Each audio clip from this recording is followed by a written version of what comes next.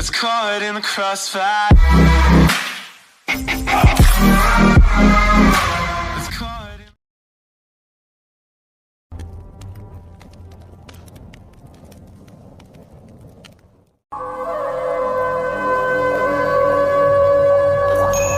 वाराणसी में उगते सूरज की किरणें गंगा का स्पर्श कर रही हैं। इस पल यहाँ अनगिनत श्रद्धालुओं की ऊर्जा समाई हुई है। हिंदू तीर्थयात्री वर्षों से यहाँ आ रहे हैं, जहाँ अनुष्ठान और आस्था की गंगा कई पीढ़ियों से बह रही है। यहीं करीब 2500 साल पहले एक हिंदू राजकुमार भी आए थे, मगर उनके आने का कारण अलग था।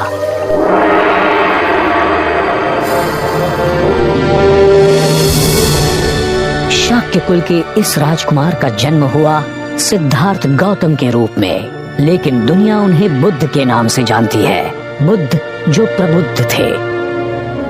ज्ञान प्राप्ति के 7 हफ्तों बाद महात्मा बुद्ध वाराणसी के पास एक जंगल में आए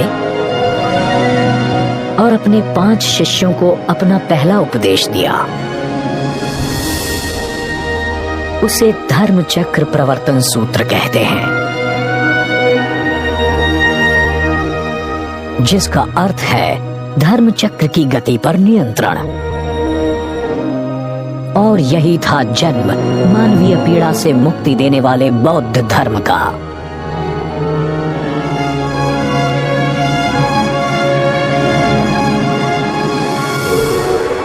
शुरुआत बहुत छोटी थी।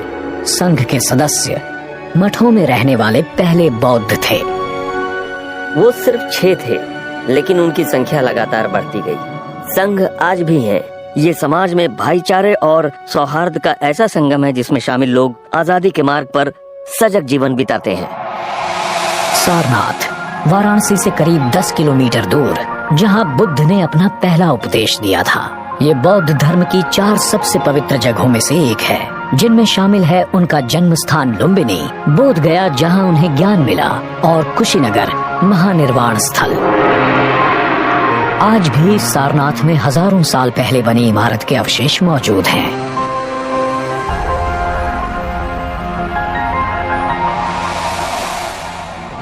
इनमें से सबसे अहम है धमेक स्तूप, जिसे कभी धर्म चक्र स्तूप कहते थे। करीब 2300 साल पहले इसे सम्राट अशोक ने बनवाया था। फिर 800 साल बाद इसका पुनर्निर्माण हुआ। माना जाता है कि यहीं पर महात्मा बुद्ध ने अपना पहला उपदेश दिया था।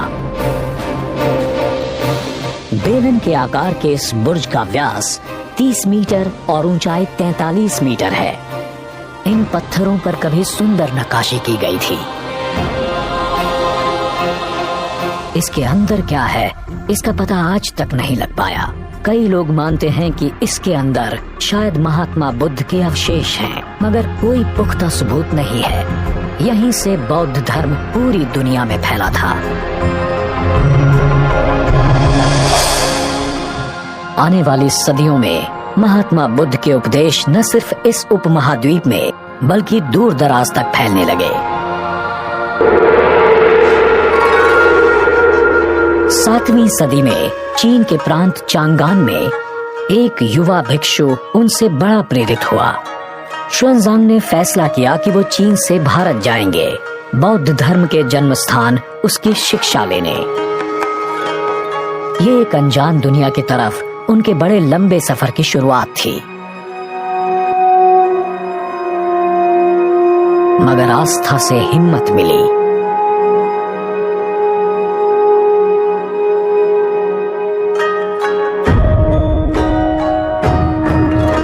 उस प्रांत के शासक ने विदेश यात्रा पर पाबंदी लगा रखी थी, लेकिन शुएनजांग ने ठान लिया था।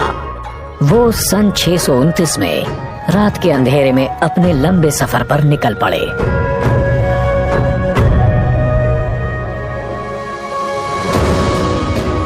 अपनी जरूरत का सारा सामान अपने कंधे पर उठाए वो उस सफर पर निकल पड़े जो किसी इंसान का सबसे लंबा सफर होने वाला था। वो जाबाज मुसाफिर खतरनाक बीहड़ों को पार कर रहे थे। और हर बात लिखते जा रहे थे।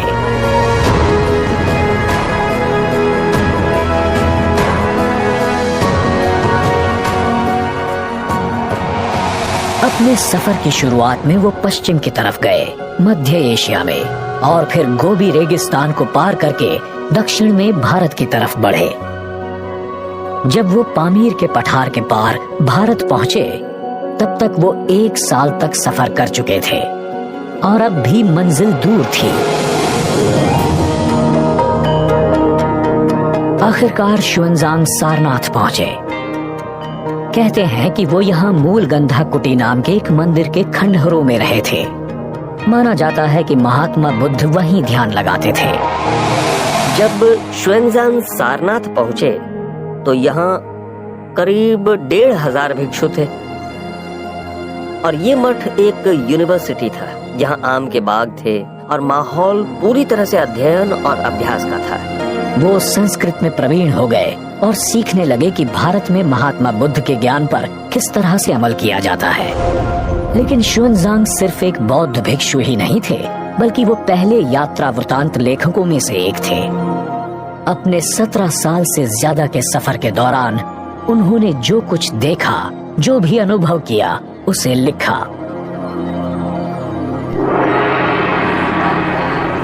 शुएनजांग की उस महायात्रा के करीब 1400 साल बाद भी अंतर्राष्ट्रीय यात्री सारनाथ आते हैं।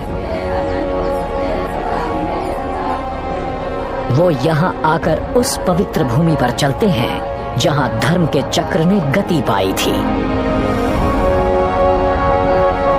आज दुनिया भर में करीब 50 करोड़ लोग बौद्ध हैं। उस धर्म में आस्था रखते हैं जिसकी शुरुआत यहाँ सारनाथ में हुई थी। उस राजकुमार के उपदेशों से जो खुद एक भिक्षु बन गया, जो महाज्ञानी था।